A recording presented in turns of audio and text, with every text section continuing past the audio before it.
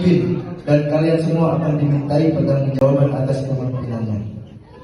A. Sejarah dan informasi OSIS. OSIS merupakan tempat bernamanya organisasi yang tidak kepengurusan OSIS. Dan OSIS tidak akan berdiri sendiri tanpa adanya kekompakan dan bekerja sama. Karena OSIS telah banyak menciptakan sebuah program kerja yang mempunyai aturan-aturan dan norma-norma yang berdisiplin. B. Personalia dan kontribusi kerja. Pada tanggal 3 Oktober 2022 Masehi, kami sah dilantik oleh Bapak Kepala Madrasah dalam menjabat kepengurusan organisasi siswa intrasekolah sebagai badan pengurus harian dengan susunan sebagai berikut. Nama: Farhan Ar-Rashid, kelas 12-1, jabatan Ketua OSIS, menangani, memberikan kebijakan, mengayomi, dan kemaslahatan pengurus. Nama: Gazel Muharram Gusna, kelas 11-2, jabatan Wakil OSIS, menangani, mendampingi, dan mewakili Ketua OSIS. Nama: Sari Noviara. Sukses adalah tersedianya fasilitas-fasilitas yang memadai, baik material maupun non-material, sebagai sarana pendukung selama berlangsungnya organisasi tersebut. Karena dua unsur tersebut sungguh sangat amat menjadi sebuah kebutuhan sekunder dalam sebuah organisasi yang terjadi pada OSIS. Dan kontribusi kerja. Pada tanggal 3 Oktober 2022 Masehi, kami sah dilantik oleh Bapak Kepala Sekolah dalam menjabat kepengurusan organisasi siswa intrasekolah sebagai bidang kedisiplinan dengan susunan sebagai berikut. Nama: Risnayati, kelas 12-2, jabatan Ketua Bidang Kedisiplinan, menangani bidang disiplin dan ketertiban. Nama: Siti Uswatun Hasanah, kelas 12-2, jabatan Sekretaris Bidang Kedisiplinan. Nama: Sifa Fauzia Alaisyah, kelas 12-2, jabatan Perlengkapan Bidang. Nama: Najwa Aidar Ganis, kelas 11-1, jabatan Perlengkapan Bidang. Program kerja Sebagai berikut. Nama: Azahra Frilia, kelas 11-2, jabatan Ketua Bidang Keagamaan, menangani bidang pendidikan dan pengajaran. Nama: Sulistiawati, kelas 11-1, jabatan Perlengkapan Bidang Keagamaan. B. Program kerja bidang keagamaan. Yang pertama, sedekah. C. Program kerja yang tidak berjalan. Tidak ada program kerja yang tidak berjalan. D. Kejadian-kejadian penting dan kontribusi kerja. Pada tanggal 3 Oktober 2022 Masehi, kami sah dilantik oleh Bapak Kepala Sekolah dalam menjabat kepengurusan organisasi siswa intrasekolah sebagai bidang kesehatan dengan susunan sebagai berikut. Nama: Safina Tunaja, kelas 12-2, jabatan Ketua Bidang Kesehatan, menangani pelayanan kesehatan lingkungan sekolah. Nama: Salsa Bila, kelas 12-1, jabatan Sekretaris Bidang Kesehatan. Nama: Nabila Ashifa Rabbani, kelas 11-1, jabatan Perlengkapan Bidang Kesehatan. B. Program kerja bidang kesehatan. 1. Menyediakan 2022 kami sah dilantik oleh Bapak Kepala Sekolah dalam menjabat kepengurusan organisasi siswa intrasekolah sebagai bidang kesenian dengan susunan sebagai berikut. Nama: Ikrar Valentina Putri, kelas 12-2, jabatan sebagai Ketua Bidang Kesenian, menangani mempertanggungjawabkan ekstrakurikuler dalam bidang kesenian. Nama: Alia Nazifah, kelas 12-2, jabatan sebagai Perlengkapan Bidang Kesenian. B. Program kerja bidang kesenian. Pertama, yaitu menambahkan ekstrakurikuler tari yang sebelumnya hanya tari saman menjadi tari tradisional. Yang kedua, yaitu mengadakan festival kebudayaan Madrasah Aliyah Dail Khairat. C. Program kerja yang tidak berjalan, mengadakan festival kebudayaan Madrasah Aliyah Dail Khairat. 2022 Masehi, kami sah dilantik oleh Bapak Kepala Sekolah dalam menjabat kepengurusan organisasi siswa intrasekolah sebagai bidang media dan informasi dengan susunan sebagai berikut. Nama: Hanum Listianitum, kelas 11-2, jabatan Ketua Bidang Media dan Informasi, menangani penyimpanan dokumentasi dan informasi. Nama: Isrina Fauzia, kelas 11-2, jabatan Perlengkapan Bidang Media dan Informasi. B. Program kerja bidang media dan informasi. 1. Membuat MADI. 2. Meramaikan sosial media OSIS. C. Program kerja yang tidak berjalan, membuat mading.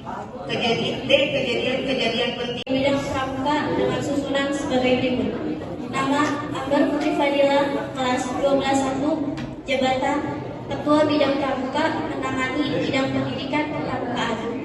Nama Zahra Aulia Kurniawan, kelas 11-1, jabatan perlengkapan bidang pramuka. D.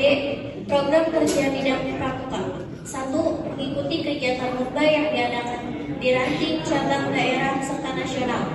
2. Mengadakan perkemah guna mencapai SKK Seni Budaya dan Patriotisme, mencapai SKK Keterampilan dan Teknik Pembangunan, dan mengisi SKU Bantaran serta Laksana. Yang ketiga, latihan rutin di hari Sabtu. Yang keempat, membuat poster kepramukaan. C. Program kerja yang tidak berjalan. Musyawarah sesama penegak dan pandegan. Inti kerja pada tanggal 3 Oktober 2002, Masehi kami sah dilantik oleh Bapak Kepala Sekolah dalam menjabat kepengurusan organisasi siswa Jenderal Sekolah sebagai bidang futsal dengan susunan sebagai berikut. Nama Daftar Anggota kelas 12-1, jabatan Ketua Bidang Futsal, menangani bidang pendidikan dan pelatihan. Nama Eli Setiawan, kelas 11-1, jabatan perlengkapan bidang futsal. Namun tepat pada tanggal 17 Juni 2023, Saudara Eli Setiawan yang sebelumnya menjabat sebagai perlengkapan bidang futsal memutuskan mengundurkan diri dari kepengurusan bidang futsal sebagai berikut. Nama Daftar Anggota kelas 12-1, jabatan Ketua Bidang Futsal, menangani bidang pendidikan dan pelatihan. B. Program kerja bidang futsal. 1. Latihan seminggu sekali. 2. Mengikuti sparring ringan. Dan C. Program kerja yang tidak berjalan. Tidak ada program kerja yang tidak berjalan. D. Kejadian penting. 13. Bidang perlengkapan dan sarana prasarana. A. Personalia dan kontribusi kerja. Pada tanggal 3 Oktober 2022 Masehi, kami sah dilantik oleh Bapak Kepala Sekolah dalam menjabat kepengurusan organisasi siswa intrasekolah sebagai bidang perlengkapan dan sarana prasarana dengan susunan sebagai berikut. Nama Ahmad Hidayat Lubis, kelas 12-1, jabatan Ketua Bidang Perlengkapan, menangani pemeliharaan dan pengembalian perlengkapan sekolah. Nama Siko Fauzia Ahmad, kelas 12-2, jabatan Sekretaris Bidang Perlengkapan. Nama Fadlan Apriansyah, kelas 11-2, jabatan perlengkapan bidang. Nama Septian Ramadan, kelas 11-2, jabatan perlengkapan bidang. Nama Nafaris Wicaksono, kelas 11-1, jabatan bidang perlengkapan. B. Program kerja bidang perlengkapan. 1. Menyiapkan perlengkapan selama kegiatan, membantu persiapan pra kegiatan, membuat catatan inventaris sekolah. C. Program kerja yang tidak berjalan, membuat list perlengkapan sekolah yang dibutuhkan untuk pembelajaran. D. Kejadian penting. Latihan dasar kepemimpinan OSIS 24 Oktober 2022. Dilakukannya pemeriksaan terhadap siswa oleh bidang kedisiplinan, perlengkapan dan badan pengurus harian. 3 Februari 2023, laundry dan sekolah. 14 Februari 2023, kerja bakti membersihkan toilet putri. 18 Februari 2023, membersihkan kantor sekolah. 7 April 2023, memutus pasal guru. 13 Juli 2023, kerja bakti persiapan bersama. 13 Agustus 2023, menghias aula dan membeli perlengkapan. Penutup. Setelah sekian lama, kami menjalani roda organisasi siswa intrasekolah ini.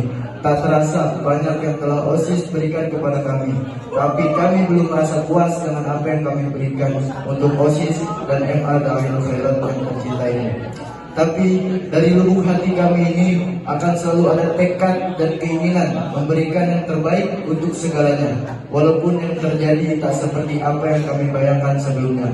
Yang ditandai dengan pembacaan laporan pertanggungjawaban ini dengan penuh rasa suka dan duka. Suka karena pada akhirnya beban amanah yang kami emban di pundak kami akhirnya dapat kami lepaskan. Dan duka karena kami tak dapat mempersembahkan yang terbaik untuk OSIS dan MA Da'wil Khairat tercinta ini. A. Kesan. Saat pertama kalinya kami dilantik sebagai seorang pengurus OSIS oleh Bapak Kepala Madrasah dan disaksikan oleh seluruh jajaran Dewan Guru, hati kami tersentuh seakan pundak ini terasa begitu berat memikul sebuah amanah yang ditanggungjawabkan kepada kami.